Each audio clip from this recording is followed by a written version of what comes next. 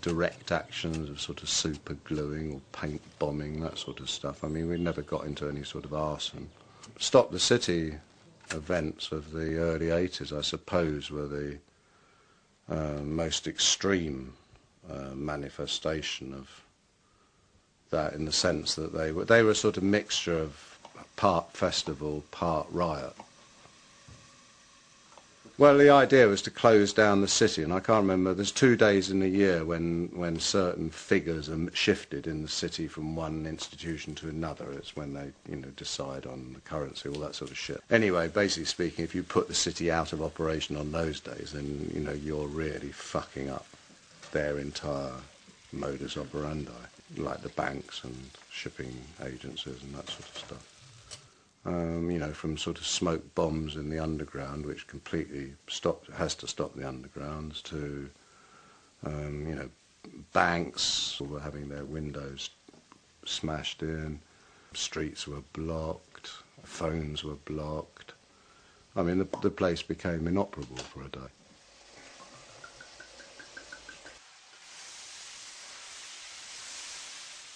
I believe, that it set a pattern. I mean, certainly Reclaim the Streets came out of the Stop the City movement, and, inevitably, I think that, and the Stop the City thing actually did spread right across the globe.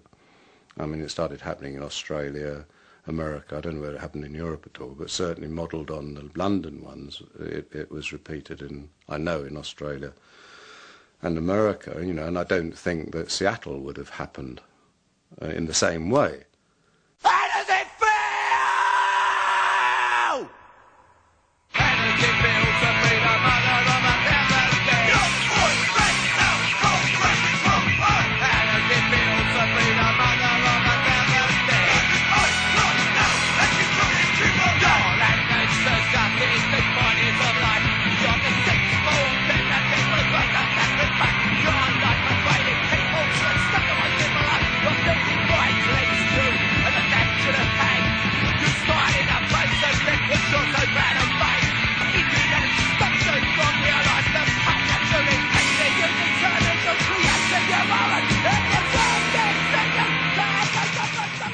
We released a record called How Does It Feel to Be the Mother of 1,000 Dead? And writing for one of the daily newspapers here was a guy who did the music bit in it, or the pop bit, fucking prick. And his brother was a Conservative politician in Enfield. So he says to his brother, look, what this band called CRASS have done, they've written about how does it feel to be the mother, so the politician gets the arsehole, says how outrageous the record is and it's disgusting. Then we found, of course, then there was a circular, a memo passed around the House of Parliament in the Tory party saying on no account must any member of the Conservative Party have anything whatsoever to do with a band known as the name of CRASS. The opposition Labour government heard about it.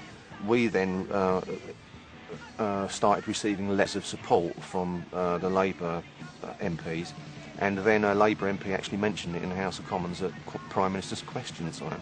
Has the Prime Minister listened to the latest record? How does it feel to be the mother of 1,000 dead? Thatcher needed something to boost her public faith. She was failing miserably on her agenda, on her internal agenda, and needed something to boost her popularity.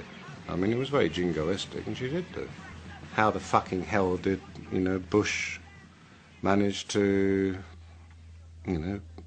gain credibility through going into Iraq? But he has done, despite the fact that and how has Blair remained in power after supporting the invasion of Iraq?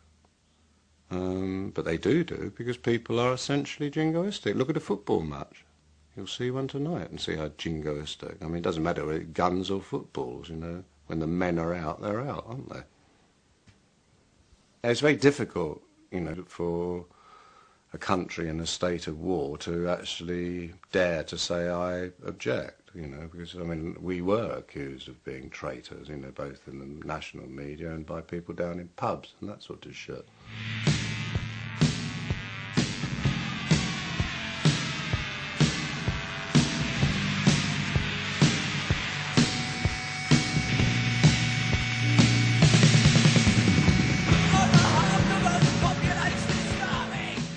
We put together a conversation between Thatcher and Reagan, which was edited out of actual speeches. And the basis of the conversation was basically Reagan questioning Thatcher about the sinking of the Belgrano. We had had classified information from the Falklands. We knew a sailor who used to be a skinhead, and he was heading out to the Falklands. And then he contacted us somehow or other as he was returning, and just spewed out all this information about the sinking of the Belgrano and the sinking of the Sheffield.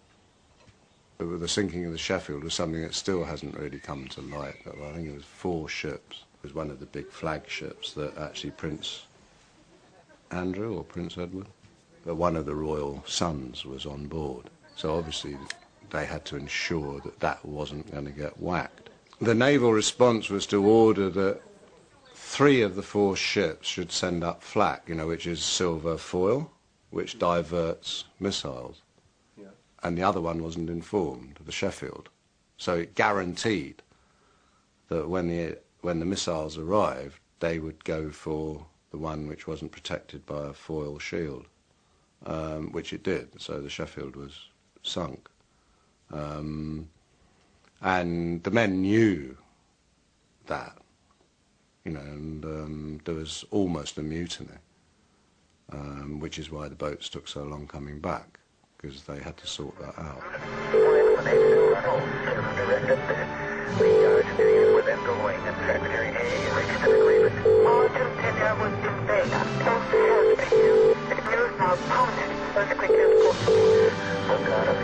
It's not high forward, but here's wait a minute. Those missiles that we follow on the screens, we might have to. And let them know. What do we think again? What I said before. Thank you. As you stated, we want incentives at all levels. Pete took the tapes out to mainland Europe, sent it to all the major newspapers in mainland Europe, and then that night we heard nothing. And then the next thing we heard was a report in some American, I think it was a San Francisco paper, about KGB tapes, Pentagon